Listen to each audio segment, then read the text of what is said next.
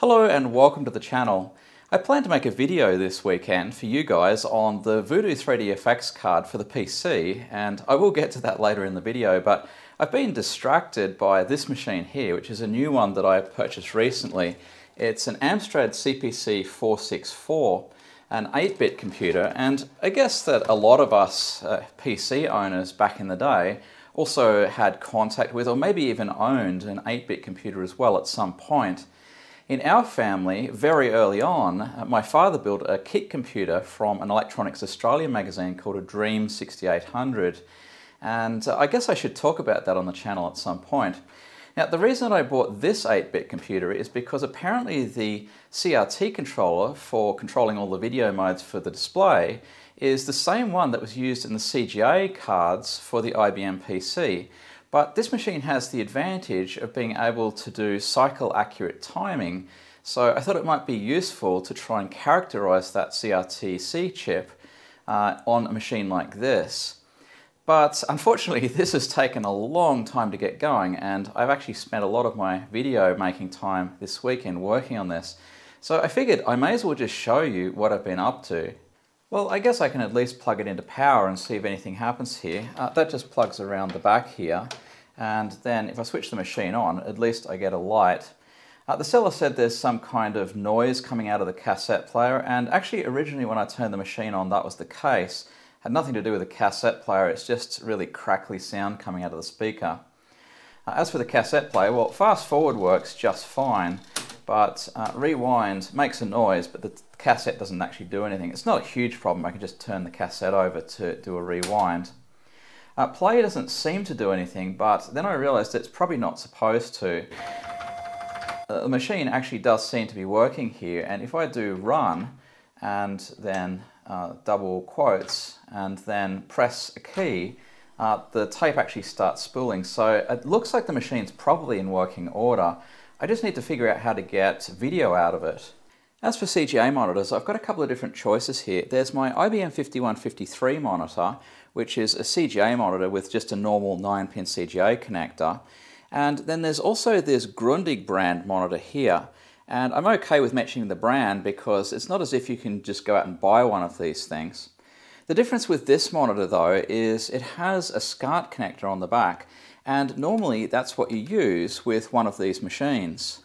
I don't know about you, but I am super impatient when it comes to technology, and so I just rushed out and bought this thing. So it's basically a cable that goes from the SCART connector here, which is some kind of British standard as far as I can tell, and yeah, it's got the 6-pin DIN connector, and there's actually also a plug to go into the sound output of the Amstrad, which is on this end here. And in theory, that should connect me up to this Cga monitor. So let's see what happens when we just plug this in.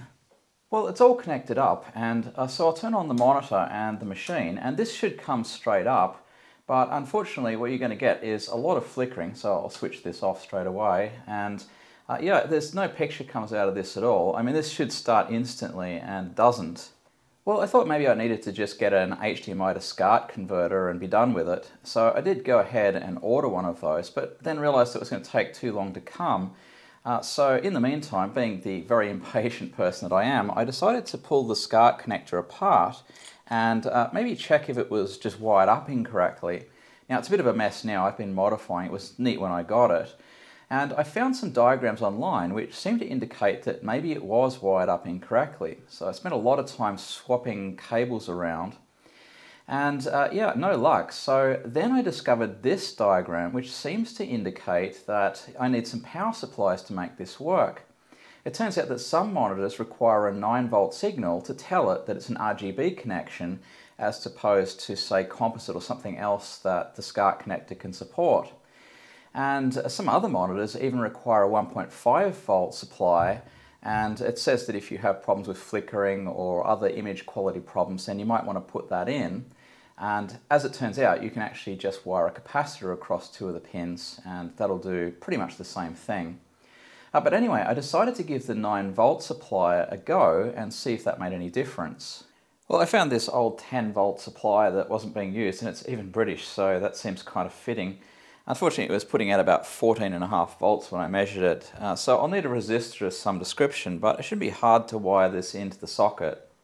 Well, this is a bit janky, but it seems to work okay. There's a little resistor inside that, a piece of tape there, and I think I used 4.7K in the end. I just start with something very high and lower it until the voltage across here is 9 volts. Of course, the exact value is going to depend on the resistance of the monitor itself, so this is only going to be good for my monitor. It's not useful for anybody else, but this will get it going, hopefully, if that's what the problem is. I don't recommend doing things the way that I did. You have to worry about the current in that resistor and make sure you're not going to start a fire or something like that. But I'm also pretty sure I'm not the only person to do a crummy modification like this just to get something going. So let's turn on the monitor, and I do apologize, there will be some CRT coil whine if you're sensitive to that. Turn off for a few seconds. And it's a good sign that the monitor is now black instead of that grey colour that we had before. And this is a PAL system, so it will be 50 Hz instead of the usual 60 Hz of CGA, but this monitor is obviously designed to handle that. So let's switch the machine on and see what happens. And look, it comes straight up. So that's all we needed, just that 9-volt signal to tell it that this is an RGB signal and not something else. Well, now we can see what that run was doing before. It asks for a key to be pressed and the tape starts playing. And if I turn the sound up here, you'll actually hear it when the actual data starts going through into the machine.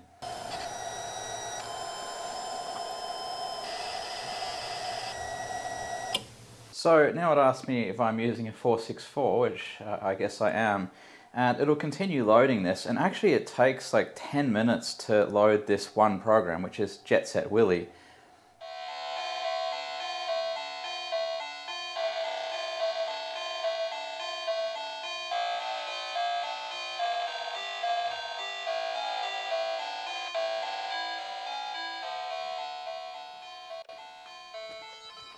And what do you know, we seem to have a working program.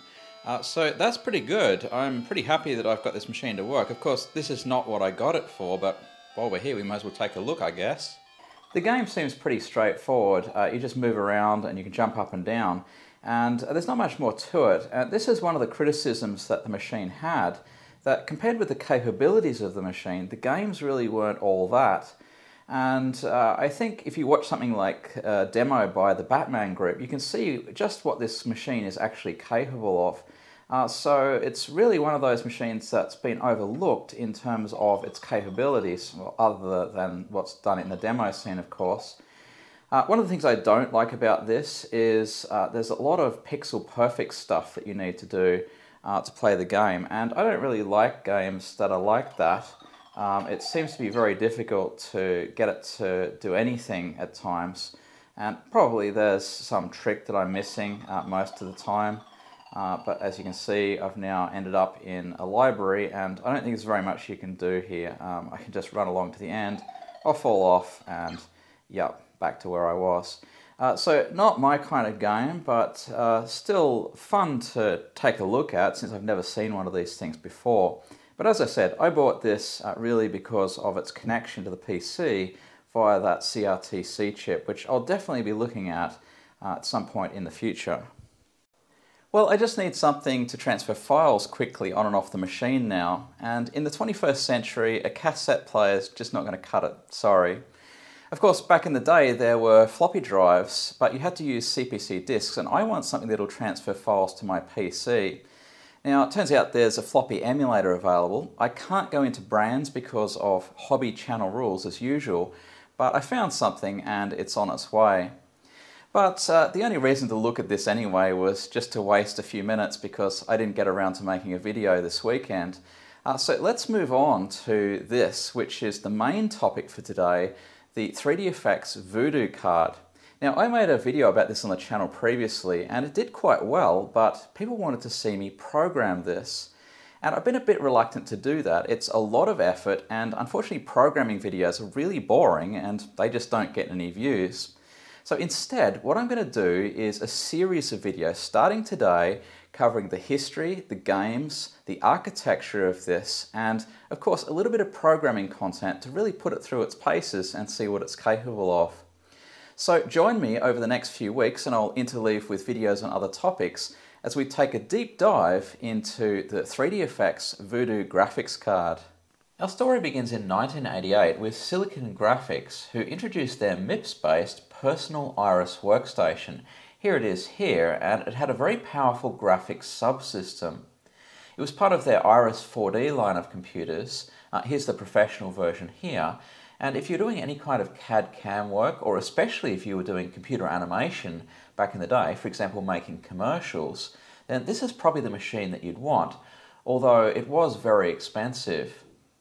In comparison, the home PC market had relatively immature 3D graphics, and games, especially 3D ones, weren't very advanced in 1988 compared to what was possible on one of these workstations. Eventually, SGI attempted to port their graphics subsystem to IBM's microchannel architecture, and at the 1990 Comdex, their Iris Vision graphics subdivision, who was responsible for this, announced a new card which was shipped in 1991. They decided to make both MCA and ISA versions of this card for the high-end PC. And those were expensive cards. An 8-bit version, so 256 colors, would retail about $3,500.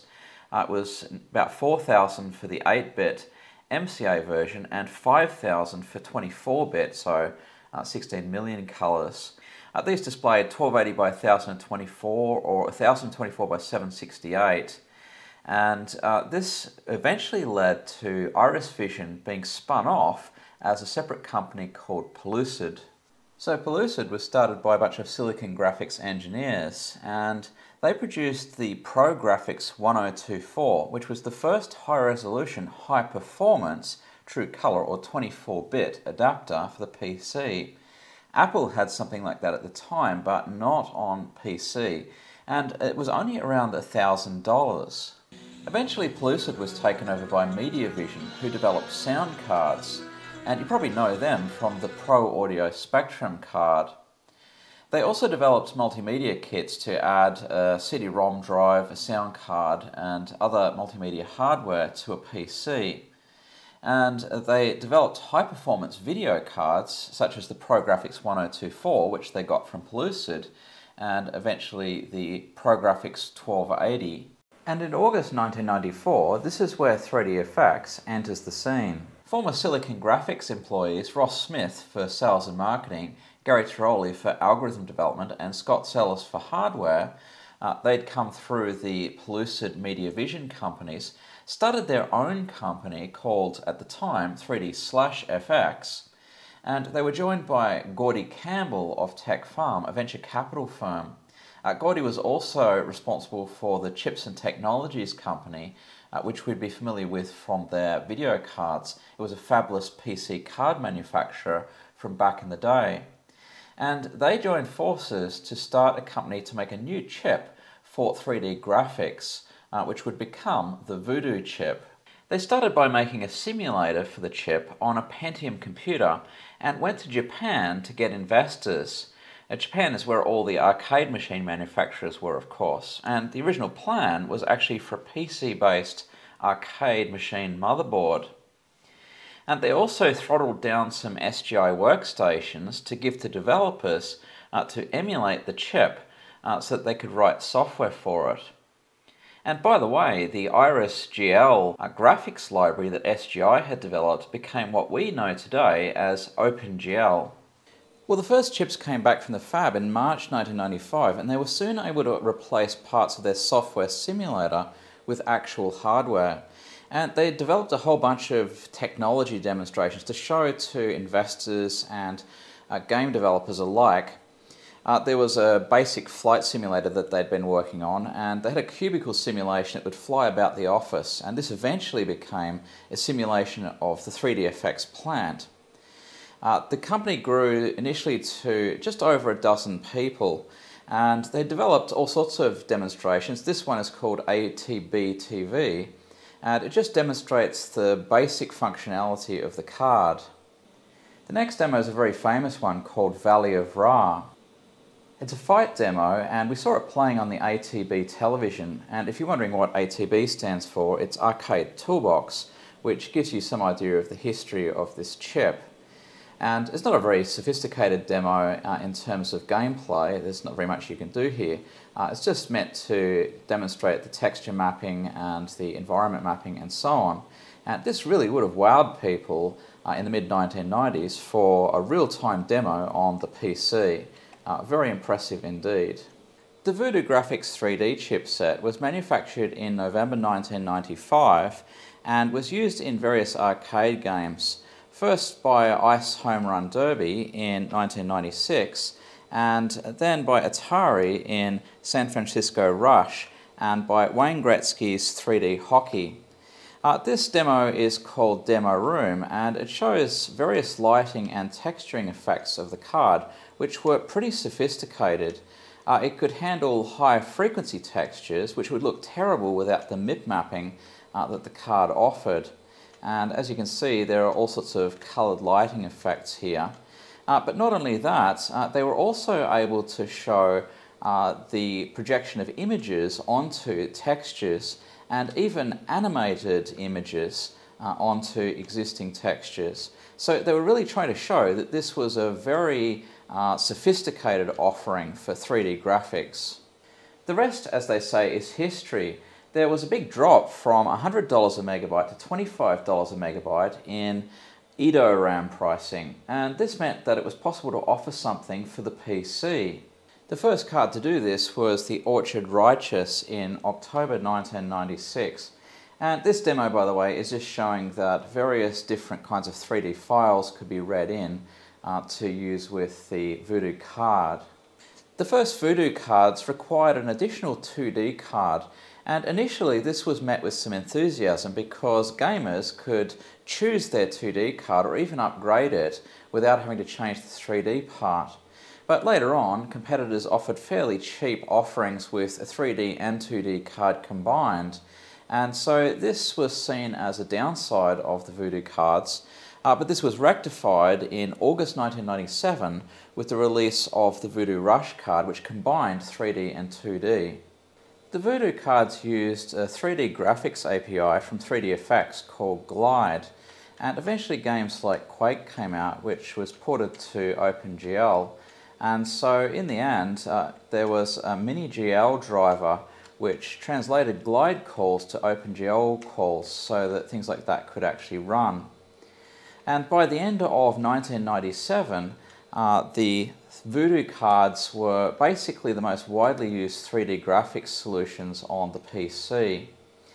This demo, by the way, is called Wizard's Tower, and basically it's showing off lighting maps which really make for some very fancy environments. Very, very impressive indeed. Well, if I'm going to program this thing, I'm going to need some resources, and I found this amazing website which has a huge collection of 3Dfx stuff. There's all the software development kits for 3Dfx, there's technical reference documentation, there's some presentations for various cards, and there are also user manuals and FAQs, so a real bonanza of material.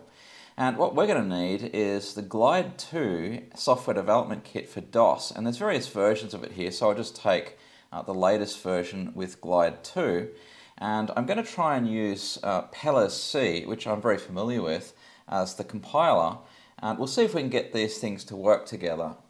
Well, I didn't manage to get PLSC to work. It needs a lib file to link against the Glide 2X DLL file, and unfortunately the one that's actually provided with the distribution doesn't actually work with PLSC.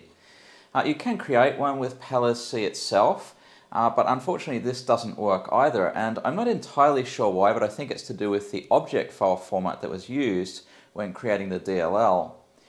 So you can actually get things to compile, as you can see here, if you create your own lib file with a lot of work, I have to say. But then when you actually try to run the thing, it complains about missing exports. So I wasn't able to make any further progress with PLSC, so I decided to switch to Whatcom. Now I used the latest version of Whatcom that's available, and unfortunately the CD image that's out there is missing some files, but you can install this from anywhere and you can just put some dummy files in and away it goes. The other problem is that the Glide 2 distribution is also broken. the instructions certainly don't work, and you have to modify a few things to get the make files to work. So first of all, you have to set things up for Whatcom and DOS, and you have to supply a build drive and build root. And then you should be able to run the setup file, and it does complain about a bad command of file name, but you can just ignore this. Now from here you have to change the build root and then run the setup again, and it'll complain about some files not found. Again, you can just ignore this, it's not important. Now unfortunately the makefile system that's supplied with Glide 2 is broken. If you go into this directory, there's a 3dfx.mak file, and this is included from all the other makefiles, but it has some issues. The first issue is there were some broken targets. They were a bit longer than these, they were multi-line ones, and I just removed them entirely, and they're not needed to build the test files. The second problem is that a couple of these double extensions, it complains about being in the wrong order, so I just switched them, whether that's correct or not. It just stops it complaining. And it also complains about an if statement, which I just changed to an if def, and it should look something like this when it's done. Again, it doesn't really matter if it's correct or not, it just needs to not be broken, because this is again not used to actually build the tests. Next you have to set the FX Glide hardware to SST1 just by setting environment variable and change into the tests directory, and you should be able to use nmake to build the tests, and they're just test 01 through I think test 27 or something like that. So if we do this, it'll just build it, and I've already done that previously so it doesn't actually show anything here. But once you've done that, then the tests can actually just be run. So in this particular case, it's going to display a diagonal line down the screen, and it'll show the 3DFX banner, of course, before doing that. And when it runs, this is what it looks like, and it's supposed to do this. So it's actually using the 3DFX card here to draw some points on the screen in a line diagonally. So it's a very basic test, but there's a whole pile of these tests that you can run, and they get progressively more sophisticated, and they all come with source code. So we can just modify those source files and refer to the documentation to actually program the Voodoo card. So I'm really looking forward to that, but I'm going to have to leave it here for today because unfortunately I spent almost a day figuring out how to fix all the broken stuff that there is. And so in the future videos what I'm going to do is show some of the games that were available for 3DFX, and also go through some of the features that the card has and show how they work. And I'm also, of course, going to do some programming. So if you want to see that, don't forget to like and subscribe, and we'll see you in a later video. Bye!